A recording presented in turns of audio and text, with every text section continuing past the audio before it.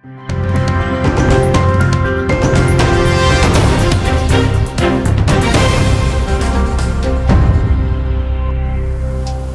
28 juillet 2021, merci de nous rejoindre sur Gospel Cross.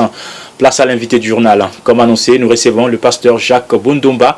Il vient de lancer une nouvelle église à Laval qui s'appelle Barouti Tabernacle de Montréal. L'inauguration a été faite ce dimanche 25 juillet. Et depuis lors, beaucoup de questions se posent. A-t-il divisé l'Assemblée chrétienne de Montréal? Pourquoi a-t-il nommé cette nouvelle église en Barouti Tabernacle de Montréal? Il nous le fait savoir tout de suite. Pasteur Jacques Bondumba, bonjour et merci d'être avec nous en direct de la ville de Montréal au Canada. Bonjour mon frère, que Dieu vous bénisse. Amen, qui vous bénisse également. Et pourquoi vous avez choisi de nommer cette assemblée Barouti Tabernacle de Montréal? Bon, en fait, si je dis même que c'est une nouvelle église, c'est parce que tout paraît nouveau. Mais en réalité, c'est l'église du passé Barouti, la même église Assem, je vais expliquer ça après, c'est la même église. Le pasteur Jacques a bien dit que c'est la même église ACM. Pourtant, le recours administratif qu'il a adressé à une agence du gouvernement du Québec contredit ses propos. Voici un extrait de 12 pages du recours administratif que le pasteur Jacques a envoyé à une agence du gouvernement du Québec. Dans cet extrait, le pasteur Jacques déclare sa démission de l'ACM en disant ceci: « L'inscription de nos noms à titre d'administrateur a été faite par M. Florian Bakitangam Vutus en droit, sans nous avoir avisé ni consulté, en sachant que nous avons quitté l'ACM. Lui et son équipe ont tous signé ce recours administratif. »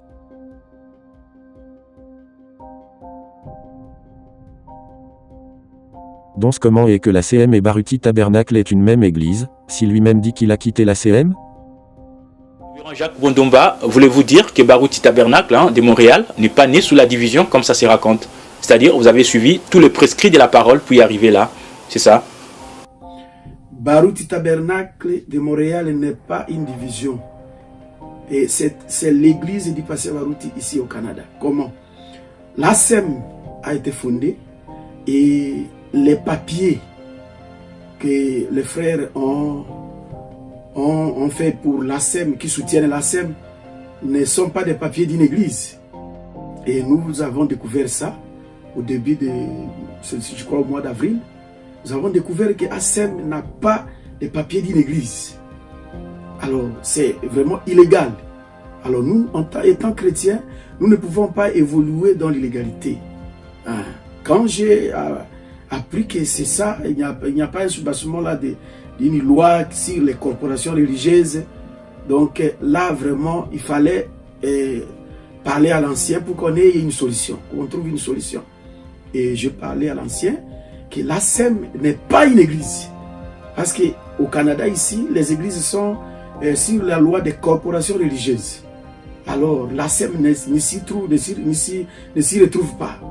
Alors, voyons le ministère du passé Barouti. Son église doit être vraiment légale, bâtie sur des lois vraiment des églises ici au Canada. Le pasteur Jacques Bondumba stipule que les papiers que les frères de Montréal ont faits pour l'ACM ne sont pas de papiers d'une église. ACM n'a pas les papiers d'une église. C'est vraiment illégal. Nous constatons que les églises qui sont enregistrées dans le registraire des entreprises du Québec est constituée suivant l'un de deux régimes constitutifs ci-dessous. 1. Québec, loi sur les compagnies, partie 3, ou 2. Québec, loi sur les corporations religieuses. Voici deux églises du message, enregistrées sous les régimes de la loi sur les compagnies, partie 3. La première église, l'église chrétienne de la parole, dont le pasteur est le révérend Étienne Nimilongo, dans la ville de Québec, est enregistrée sous le régime constitutif sur la loi sur les compagnies partie 3. Comme vous pouvez le voir, son église est bel et bien légale, et reconnue comme une église par le gouvernement du Québec. La deuxième église, l'église chrétienne des pèlerins, dont le pasteur est le révérend Fernand Fay, est également enregistrée sous la même loi que la première église, la loi sur les compagnies partie 3. Et cette église est également reconnue comme une église au niveau du gouvernement du Québec. Maintenant, voici deux autres églises du message, enregistrées sous les régimes de la loi sur les corporations religieuses. La première église est l'église d'identification chrétienne de Gatineau, du pasteur Abraham Chitende, dont son église est enregistrée, dans le registraire d'entreprise, sous le régime de la loi sur les corporations religieuses. La deuxième église, l'église de la parole vivante, celle du pasteur Malcolm Webster, est également enregistrée sous le régime de la loi sur les corporations religieuses. Ainsi l'ACM, qui est enregistrée sous le régime de la loi sur les compagnies partie 3, est conforme aux lois du Québec, pour être reconnue comme une église.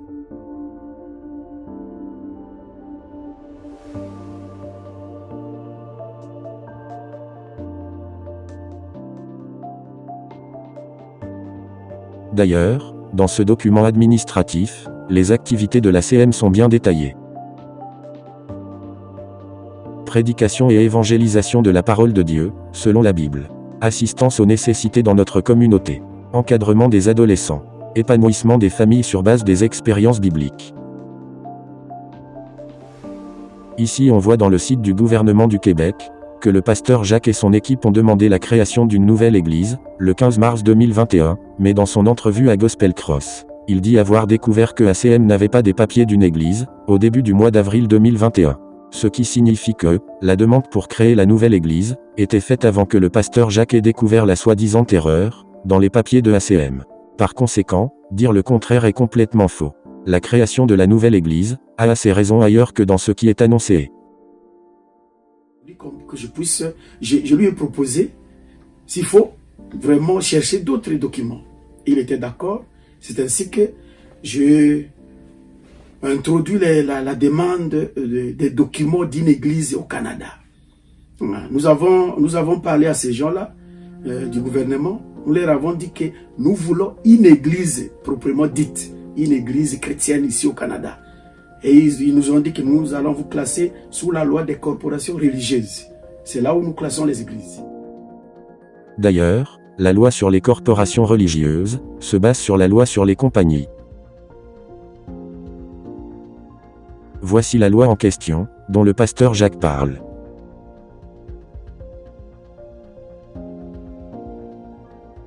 À la partie 8, cette loi dit ceci: compte tenu des adaptations nécessaires, et sauf les règles particulières ci-après, la partie 3 de la loi sur les compagnies, chapitre C38, s'applique aux corporations, constituées en vertu de la présente loi. La particularité de la loi sur les corporations religieuses, est la partie E. La partie E de la loi sur les corporations religieuses dit ceci: établir, et maintenir des cimetières, et ériger des caveaux dans ces chapelles, pour y déposer la dépouille mortelle de ses membres, de ses bienfaiteurs, ou de toute personne ayant quelque relation avec la corporation, en se conformant à la loi sur les activités funéraires, chapitre A, 502. Nous voulons promouvoir la foi chrétienne auprès de nos membres de la population et de la population, en prêchant la parole de Dieu, la Bible, selon les enseignements et la doctrine apportée par le prophète du temps de la fin, William Marion Branham. Ils ont accepté ça. En établissant et en entretenant un établissement voué au culte et à d'autres utilisations religieuses, ils ont accepté ça. En organisant des conférences ou des campagnes d'évangélisation pour le grand public, ils ont accepté ça. Le pasteur Jacques, Afalola Bondomba, déclare qu'avec la nouvelle église, ils pourront faire de conférences, ou de campagnes d'évangélisation pour le grand public. Pourtant l'ACM le fait déjà. En août 2018, ACM avait organisé 2 jours de conférences campagne, avec le révérend pasteur Baruti, dont lui-même, le pasteur Jacques Bondomba fait partie de l'organisation. Voici un extrait, de la campagne conférence, que l'ACM avait organisée. La conférence Docteur Jésus, organisée par l'Assemblée chrétienne de Montréal au Canada, a été un grand succès. Plusieurs témoignages ont été récoltés lors de ces assises qui ont eu comme orateur le révérend Baruti Songo de Kinshasa. Récit des faits tout de suite dans ce reportage.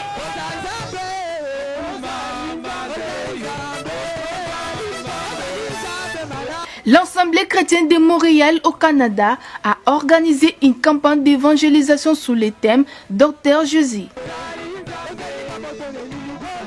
La manifestation s'est déroulée durant 2 jours dans la grande salle de conférence du centre Mont-Royal situé en pleine ville de Montréal. Si l'ACM n'avait pas de papier, et était illégale, comment est-ce que le gouvernement québécois a autorisé l'ACM de tenir une conférence, ouverte au public? Nous avons introduit même la doctrine que le pasteur Barouti prêche. Il prêche sur la divinité suprême de Jésus-Christ. Il prêche sur le Saint-Tonnerre. Il prêche sur le baptême du Saint-Esprit. Il prêche sur le baptême au nom de Jésus-Christ. Donc tout ce que BK Tabernacle de Kinshasa prêche, nous avons introduit ça et le gouvernement a accepté tout ça. Et nous avons demandé aussi le nom de l'église. Nous leur avons dit que nous voulons vraiment que ce soit Barouti Tabernacle. C'est-à-dire que c'est une sorte d'extension de notre église de Kinshasa. Et ils ont accepté tout ça. Donc maintenant, nous sommes libres de créer notre bibliothèque. Comme la voix de l'aigle là-bas, la voix de l'aigle sera implantée aussi ici au Canada. Et le pasteur Barouti peut venir faire des campagnes d'évangélisation. Parce que nous avons demandé ça au nom du pasteur Barouti. L'État sait que c'est le pasteur Barouti qui a demandé son église au Canada. Et s'il vient ici, il peut faire des campagnes d'évangélisation en public. Il peut faire tout ce qu'il veut, même des réunions, des réveils. Il peut même faire des conventions. Il peut inviter des ministres dans le monde entier. Il peut même avoir beaucoup d'églises ici, à partir des documents qu'on nous a donnés. Et même là où on a placé Barouti Tabernacle, c'est dans le zonage des églises. Parce que vous savez, au Canada, ce n'est pas n'importe où que vous pouvez placer une église. Il y a des endroits que l'État a lui-même choisi pour placer les églises. Et c'est là que nous avons trouvé la grande salle que nous avons eue. Et la ville nous a donné aussi l'autorisation d'occupation. Et en tout cas, maintenant le pasteur Barouti est placé dans les rangs des chefs religieux au Canada. D'après le pasteur Jacques Bondomba, le révérend Barouti est maintenant reconnu au Canada, parce qu'il, le pasteur Jacques, a entrepris les bonnes démarches pour avoir les papiers de l'Église. Malheureusement, le pasteur Jacques Bondomba confond entre les papiers au niveau provincial, Québec, et au niveau fédéral, Canada. Barouti Tabernacle de Montréal, que le pasteur Jacques vient de créer par la division, n'est pas reconnue au niveau fédéral, Canada. Elle vient d'être reconnue récemment au niveau provincial, Québec. Au niveau fédéral, Canada, toutes les églises sont enregistrées comme des organismes de bienfaisance, et au niveau de la province du Québec, elles sont enregistrées comme des organismes, sans but lucratif, en sigle, OSBL.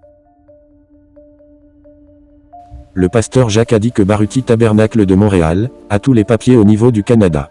Ainsi au niveau du Canada, Barouti Tabernacle doit être reconnu. Curieusement, lorsque nous effectuons la recherche de Barouti Tabernacle de Montréal, dans le site web officiel du gouvernement du Canada,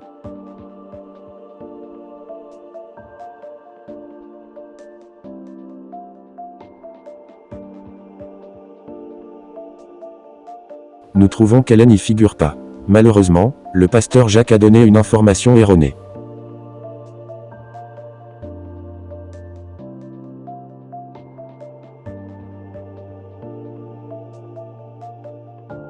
Voici l'exemple d'une église enregistrée au niveau du fédéral, Canada. Présentement, nous effectuons une recherche d'une église, enregistrée au niveau fédéral, Canada. Nous cherchons l'église chrétienne de la parole, du pasteur Étienne Nimilondo, l'église qu'on vous a montrée plus tôt dans la vidéo.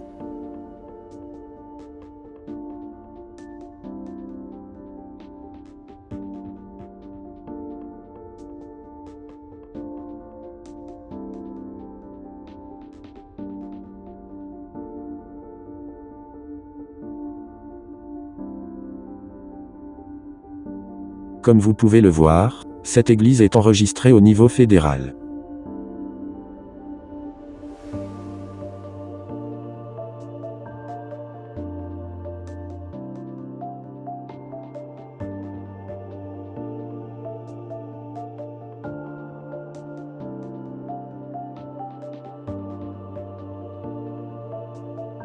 Nous pouvons même voir les revenus et les dépenses de cette église.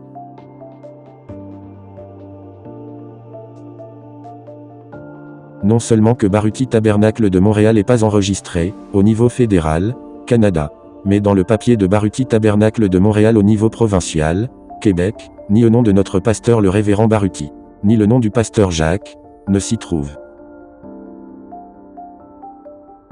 Lorsque nous cherchons Baruti Tabernacle de Montréal dans le registraire des entreprises du Québec, nulle part le nom de notre pasteur Baruti se trouve. Pourtant le pasteur Jacques a bien dit que le pasteur Baruti est maintenant reconnu au Canada. Alors, qu'en réalité dans le papier légal de Baruti Tabernacle de Montréal, c'est d'autres noms qui y figurent.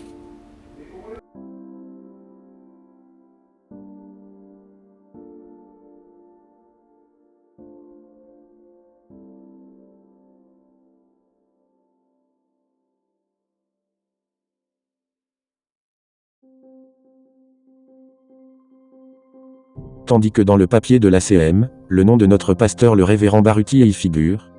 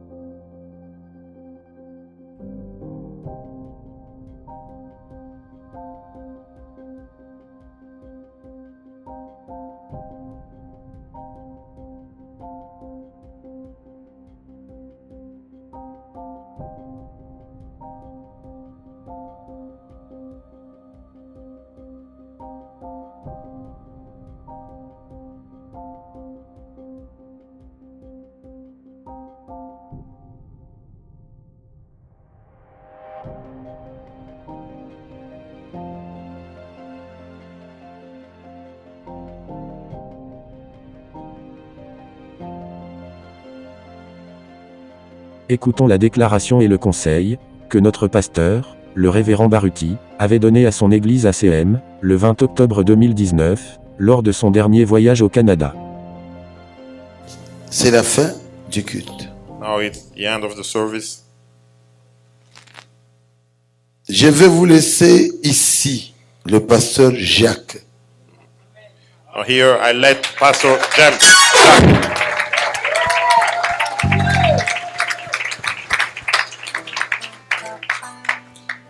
qui va travailler he will walk avec notre bien-aimé et honorable with our beloved and honorable frère Florian Voutou, brother Florian Voutou Willy and Kitenge, brother Willie Kitenge, comme des pasteurs associés like avec lui. associate pastors with him. Acclamez aussi. Donc vous avez maintenant 3 pasteurs. Now you got 3 pastors. Un pasteur One plus 2 associés. principal and 2 associates.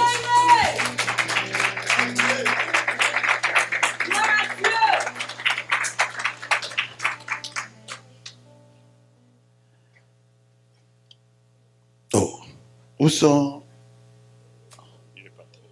Il est parti déjà. Moi, For me, je ne rejette personne. I don't reject anybody. Je veux que cette église puisse aller de l'avant. I want this church to go to progress. Quand je reviendrai moi-même, c'est alors que je mettrai de l'ordre. When I'll be back here, I will put the order here. Set Quand je the order. verrai comment ça marche. I will see how things are going. Notre pasteur, le révérend Baruti, a laissé à l'ACM le pasteur Jacques, assisté de frère Mvutu et frère Oili. Et il a promis qu'à son retour au Canada, il mettra de l'ordre. Par contre, après presque 2 années de prédication à l'ACM, le pasteur Jacques a décidé de créer une division, sous de faux prétextes, que l'ACM est illégale. En résumé, 1. ACM et Baruti Tabernacle de Montréal, n'est pas la même église. Le pasteur Jacques Bondomba a créé une division qui a poussé 90% de membres à quitter l'ACM, dont environ 75% l'ont suivi. 15% sont partis dans d'autres églises, ou soit ils sont restés chez eux, et finalement 10% continuent d'aller à l'ACM.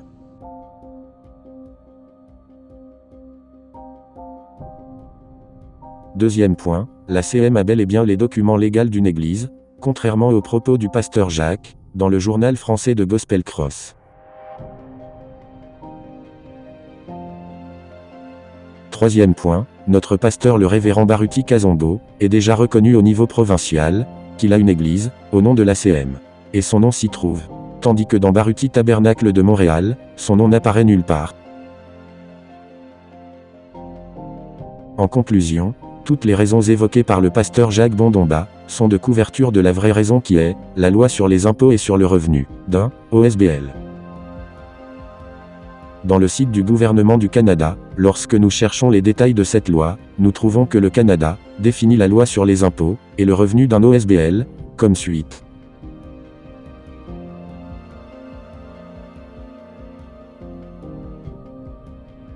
Pour qu'un organisme soit considéré comme un OSBL, aucune partie de son revenu ne peut être payable à un propriétaire, un membre, ou un actionnaire, ou servir à son profit personnel, à moins qu'il s'agisse d'un cercle, d'un groupe, ou d'une association, dont le mandat est de promouvoir le sport amateur au Canada.